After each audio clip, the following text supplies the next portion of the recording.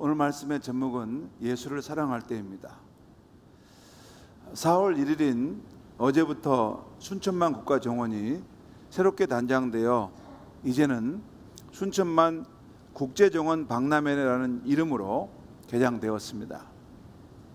순천시청 홈페이지를 들어가 봤더니 앞으로 7개월간 다채로운 행사와 함께 박람회가 개최된다는 것입니다. 순천 시민인 우리 모두도 자긍심을 갖고 참여하고 타 지역에 사는 우리 지인들에게도 많이 알려서 성공적인 박람회가 되도록 해야 하겠습니다. 이 순천시에서 이런 국제 정원 박람회 이런 멋진 행사를 하게 되는 걸 보면서 순천 시민이라는 자긍심이 제 마음속에 있었습니다. 우리 순천이 참 멋진 도시인데 이제 많은 손님들이 이 도시에 오겠구나. 그리고 우리는 이 도시의 주인인데 그런 마음이 들어서 참 기뻤습니다. 그 관련된 그런 일을 하시는 우리 공무원 우리 여러분들은 힘을 내서 잘해 주시면 좋겠습니다. 저는 입장권을 미리 사놓으면 좋다는 말을 들었지만 자꾸 미루다가 지난주 금요일 아침에 사려 하니까 행사 준비 관계로 문이 열려 있지 않아 사지 못했습니다. 참 아쉽습니다. 여러분 중에 미리 사놓으신 분들은 참 좋겠습니다. 오늘부터 자유롭게 이용할 수 있으니 얼마나 좋습니까? 인생을 살아보면 모든 일에는 다 알맞은 때가 있음을 봅니다.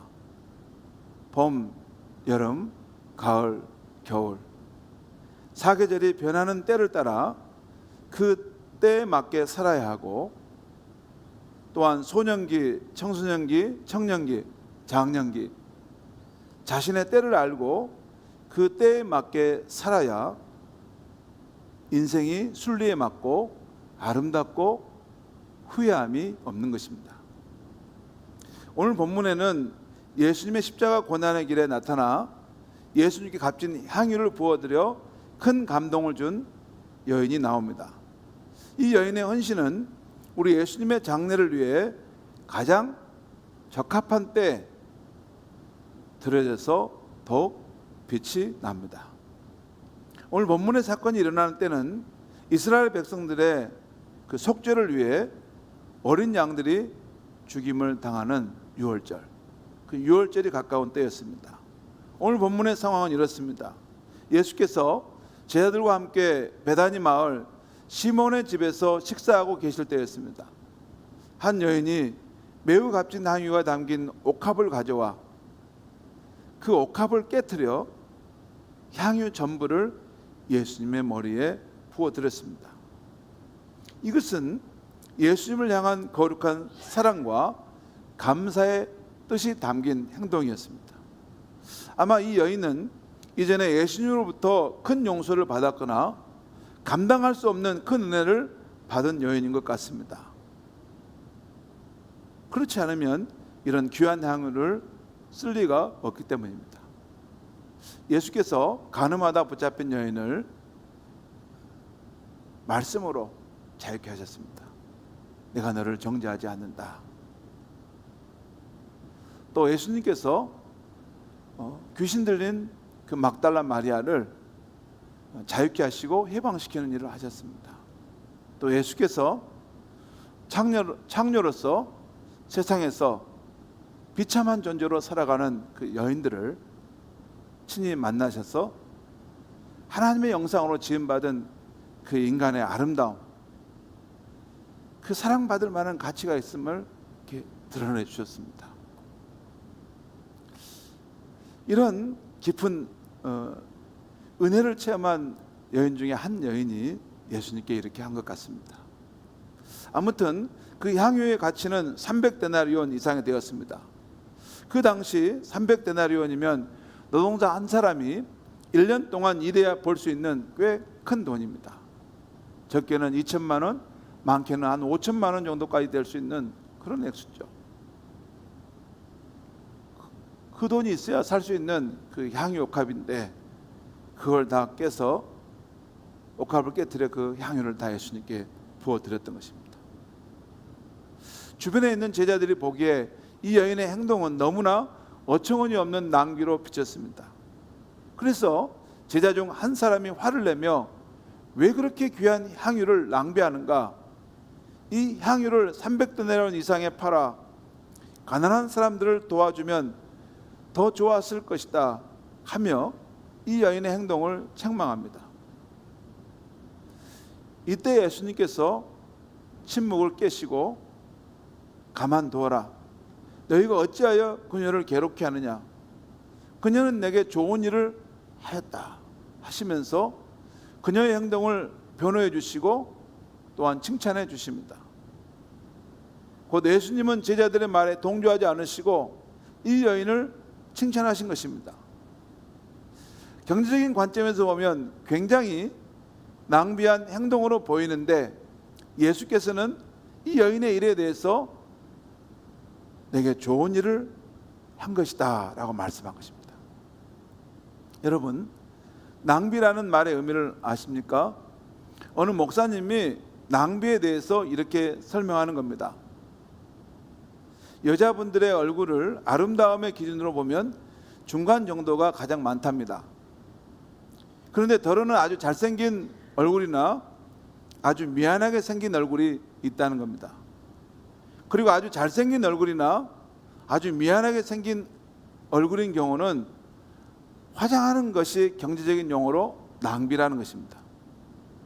왜 그런가 하면 워낙 인물이 좋으신 분은 화장을 하면 오히려 얼굴이 구겨질 수가 있고 아주 미안하게 생긴 얼굴은 화장을 해도 개선의 여지가 없답니다. 그래서 그런 분들은 차라리 있는 그대로 두는 게 전략하는 것이랍니다. 네, 이 정도 되면 한번 웃고 지나가야 되는데요.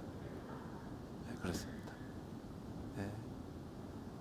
저는 우리 성도님들 가운데 계신 우리 여성 성도님들은 다 이 화장을 하지 않아도 된다고 생각합니다.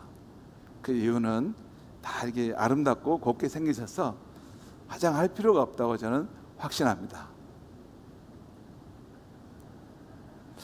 아무튼 국어사전에 보면 재물이나 시간을 헛되이 헤프게 쓰는 것을 낭비라고 하는데요.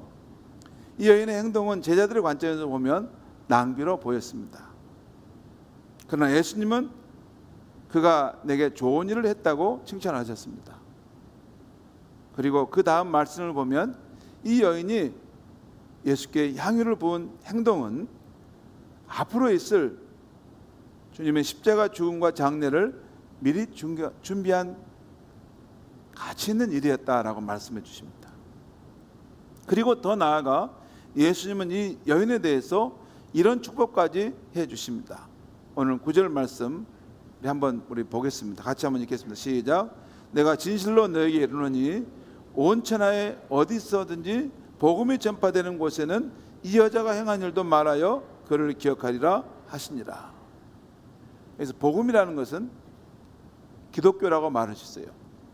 이 기독교, 이 예수 그리스도의 이 종교가 전파되는 곳에는 어디든지 이 여인이 행했던 오늘 이 일도 함께 말하여 기억하게 될 것이다.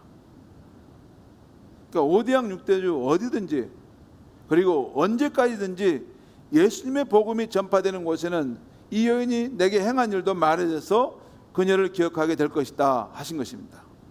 성도 여러분, 너무 놀라운 축복의 말씀이지 않습니까? 우리 가운데도 예수님을 사랑하고 헌신하는 우리 성도님들도 많습니다.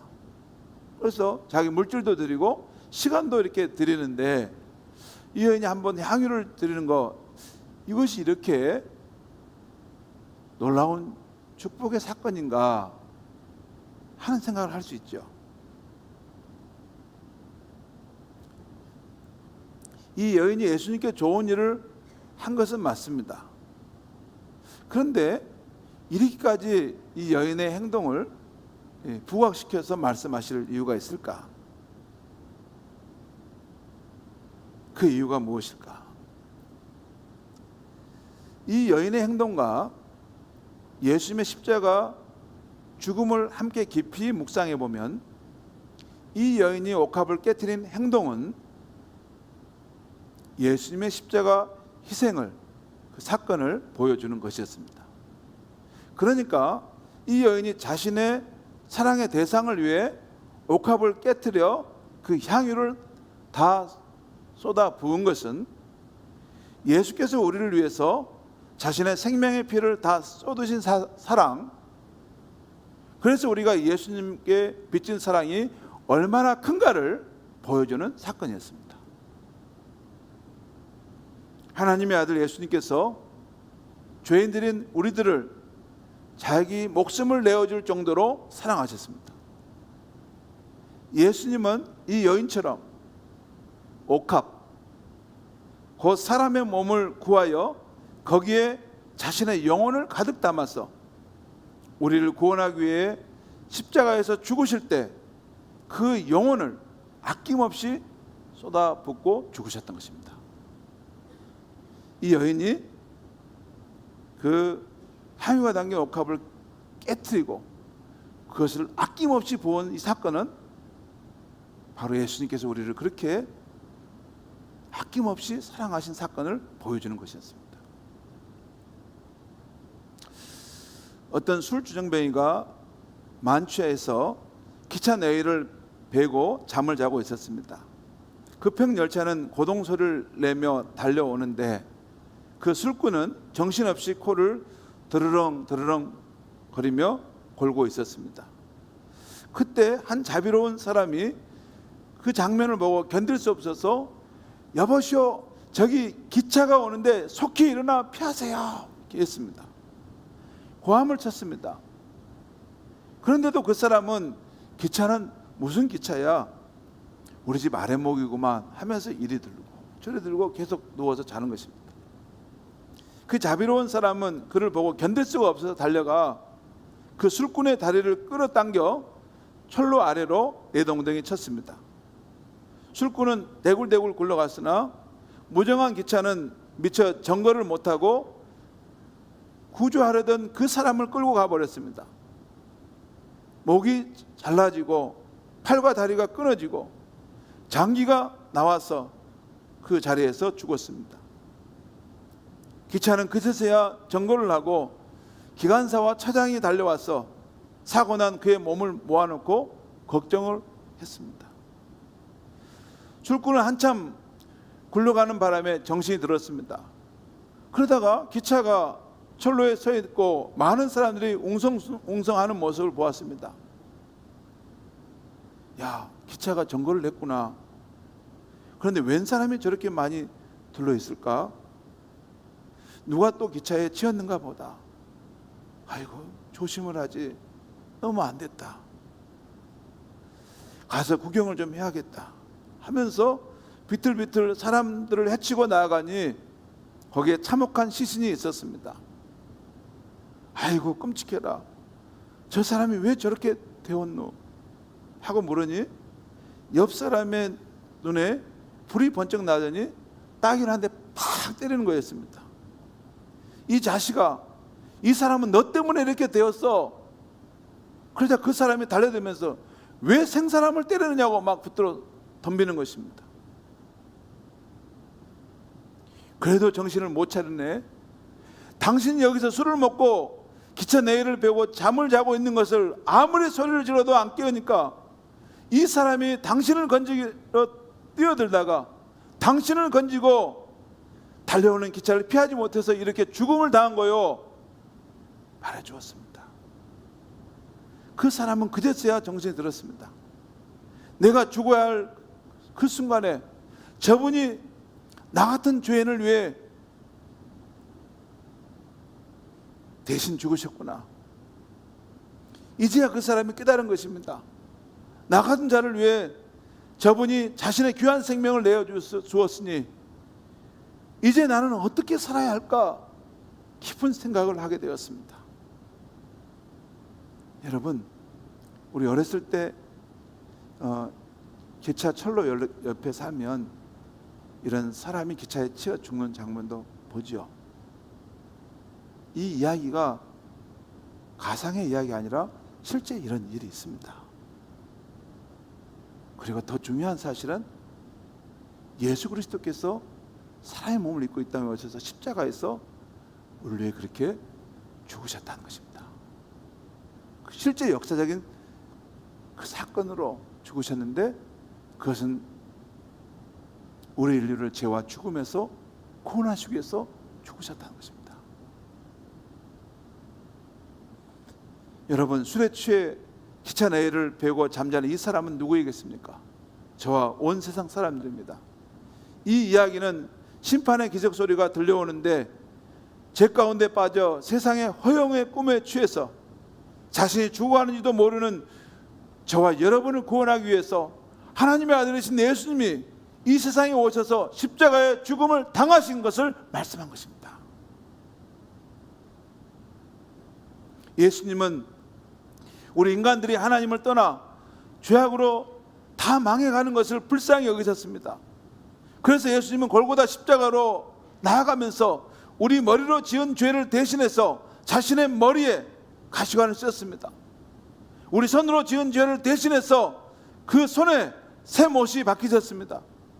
우리의 발로 가서는 안 돼야 될 그 죄악의 장소에 가서 지은 죄를 대신하기 위해서 발에다 새 못을 박히시고 고통을 겪으셨습니다. 그 십자가 형틀에 달려 죽으시면서도 죄를 지은 우리를 위해서 아버지여, 저들이 알지 못하고 죄를 지었사오니 저들의 죄를 용서해 주셔서 하고 우리 인류를 위해 기도해 주셨던 것입니다. 성도 여러분, 지금 우리는 예수님의 십자가 고난을 기억하는 사순절을 보내고 있습니다. 이 사순절을 맞아 우리 또한 예수님의 사랑을 받은 자로서 어떻게 예수를 사랑할까 생각해 보고자 합니다. 우선 우리도 이 여인처럼 거룩한 사랑의 동기로 자기 힘을 다하여 주님이 원하시는 그때 사랑의 헌신을 해야겠습니다. 그러면서도 저는 이 시대에 우리가 어떻게 예수님을 사랑할까 그 방법을 말씀드리고자 합니다. 세 가지를 말씀드립니다. 세 가지만 말씀드리겠어요. 세 가지만. 첫째는 예수 인격의 향기를 내자는 것입니다. 두 번째는 예수 사역, 그 사역에 동참하자는 것입니다. 세 번째는 때를 놓치지 말자는 것입니다. 어떻게 예수를 이 시대에 사랑할까? 첫째는 예수를 따르며 예수 인격의 향기를 내자는 것입니다. 예수를 믿는다는 것은 가만히 서 있는 것이 아닙니다. 가만히 서서 관망만 하는 것이 아닙니다. 예수를 쫓아가면서 예수께서 친히 보여주신 삶과 그분이 하신 말씀을 따라서 살아가는 것입니다. 그런데 복음서를 보면 예수님은 그를 따를 때 우리가 자기를 부인하면서 따르도록 말씀하고 있습니다. 누구든지 나를 따르려거든 자기를 부인하고 자기의 십자가를 지고 나를 따를 것이다. 자기를 부인하면서. 곧 우리 안에는 지난날의 죄의 습관이 남아있고 또한 여러 가지 죄의 성질들이 남아있습니다. 이런 것들이 예수를 따르는 중에 우리 안에 나타나려고 하면 계속해서 부인하려고 하면서 따라간다는 것입니다. 한국교회 부흥사였던 이성복 목사님은 사람 안에 있는 죄의 성질을 우화적으로 이렇게 표현했습니다. 먼저 사람 안에는 공작새가 있다는 것입니다. 마치 공작새와 같이 늘 자신을 뽐내고 자랑하려는 교만의 마음이 있다는 것입니다. 또한 허세의 마음이 있다는 거예요. 되지도 않았는데 된 것처럼 말하려고, 좀 더 과장해서 말하려고 하는 그런 공작새 같은 성질이 있다는 것입니다. 또한 사람 속에는 염소란 놈이 있어서 창피한 줄도 모르고 늘 음란한 일을 행하려 한다는 것입니다. 또 무슨 죄의 본성이 있는가 하면 사람 안에는 대진한 놈이 있어서 남이 어찌됐든 자신만을 위하려는 본성이 있다는 것입니다. 또 사람 안에는 자라, 자라 같은 그런 면이 있다는 거예요. 편안할 때나 복받을 일에는 목을 쏙 내놓다가도 예수를 따를 때 좀 힘든 일이 있으면 난 모르겠다 하며 쏙 들어가 버리는 얌체 같은 본성이 있다는 것입니다. 그리고 사람 안에는 호랑이란 놈이 있어서 늘 싸우려고 하고 남을 잡아먹으려고 하고 괴롭히려고 하는 그런 속성이 있다는 것입니다. 또 사람 안에는 여우란 놈이 있어서 의심을 잘하고 자꾸 뒤를 돌아보잖아요. 여우가 못 믿고. 그리고 변하기를 잘하는 성질이 있다는 것입니다.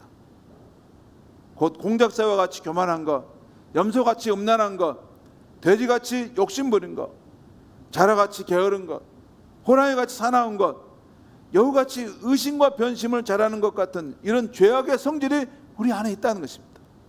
중요한 것은 예수를 따르는 중에 이런 죄악의 성질이 나타나려 할 때마다 내 안에 오신 성령의 능력, 그 은혜를 힘입어 싸워서 승리해야 한다는 것이에요. 그것이 자기를 부인한다는 것입니다. 옛사람의 본성, 죄의 본성이 우리를 흔들어 깨울 때 그걸 부인한다는 거예요. 그럴 때 하나님이 우리를 부르신 목적인 예수 그리스도의 형상이 우리 안에 나타나는 것이에요. 로마서 8장 29절에 하나님이 미리 아신 자들을 그 아들의 형상을 본받기 위해서 미리 정하셨다는 말이 나와요. 그 아들의 형상은 예수 그리스도의 형상이라는 것이죠. 그것이 하나님이 예수 안에서 우리를 부르신 이유입니다. 그리고 그렇게 살 때 우리의 삶 속에 예수 인격의 향기가 진하게 나타나는 것입니다. 저 사람은 참으로 예수 믿는 사람이다. 저 사람은 예수 안에 있는 그 인격의 모습이 있구나. 그것이 진짜 크리스천의 삶인 것입니다. 그것이 예수님이 오늘 이 시대 너가 나를 사랑하느냐?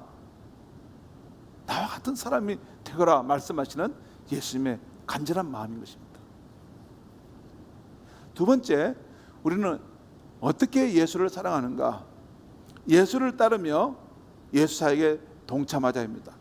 이게 두 번째입니다. 예수님을 사랑의 마음으로 따르는 성도는 예수를 섬기지 않을 수 없습니다. 요한복음 12장 26절에 예수님은 우리가 주님을 섬기면 하나님 아버지께서 우리를 귀히 여겨주신다고 약속하십니다. 여러분, 하나님께서 나를 귀히 여겨주시기를 원하십니까? 그러면 예수를 잘 섬기면 됩니다. 그럼 우리가 예수를 섬긴다는 것은 어떤 것일까요? 그분의 사역에 동참해서 돕는 것입니다. 마태복음 9장 35절을 보면 우리 주님이 이 세상에 계실 때 행하신 하나님 나라 복음 사역에는 세 가지가 있었습니다. 첫째는 천국 복음을 가르치시고, 두 번째는 복음을 전파하시고, 세 번째는 사람들의 모든 병과 모든 약한 것을 고치셨다고 했습니다. 천국 복음을 가르친다는 것은 이 예배 사역을 통해서 하나님의 복음의 말씀을 선포하도록 하는 것입니다. 그러니까 이 예배 사역이 잘 되도록 돕는 것이 천국 복음을 가르치는 이 사역을 참여하는 것입니다. 그리고 1대1로 한 영혼을 복음으로 양육하는 양육사역, 목자로 한 영혼을 돌보는 사역, 그리고 교육학교에서 교사로서 어린 영혼들을 복음으로 가르치는 것, 이게 천국 복음 사역입니다. 두 번째는 복음을 전파하시고는 우리가 영혼을 구원하기 위해서 예수 생명의 복음을 전해 그 사람을 전도하는 것과 해외에 나가서 복음을 전하는 이런 선교 사역이 있습니다. 그리고 사람들의 모든 병과 모든 약한 걸 고치신 것은 이 세상에서는 소외되고 약하고 낙오된 슬픔 가운데 있는 사람들이 많은데 그들을 하나님의 사랑으로 봉사하고 섬기는 것이 이 사역입니다. 성도 여러분, 지금 우리 예수님은 육체를 입은 모습으로 이 세상에 계시지 않습니다. 지금은 영광의 몸을 입고 하나님 보좌 우편에 계십니다. 하지만 예수의 성령으로 이 교회 안에 함께하고 계십니다. 그러므로 우리는 내가 속한 그리스도의 몸된 교회 안에서 또 교회와 함께 이 하나님 나라의 복음 사역을 힘차게 펼쳐나가야 하는 것입니다.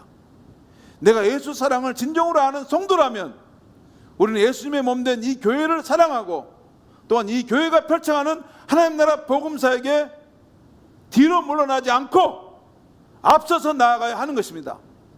내 삶의 환경이 어렵더라도, 어려울 수 있습니다. 사람마다 다 다르니까.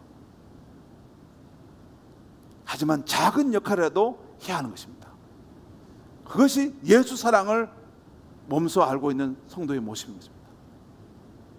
뒤로 물러나는 게 아닙니다. 아무것도 안 하는 것이 아닙니다. 이 교회를 통해서 나는 예수님의 사랑을 받았고 예수님의 사랑을 나는 그분께 드릴 것이다. 이것이 성도의 삶인 것입니다. 여러분, 다른 건 못하더라도 주일 예배라도 나는 꼭 참석해서 예수 사랑에 감사하리라 하는 그런 다짐은 해야 되는 것입니다.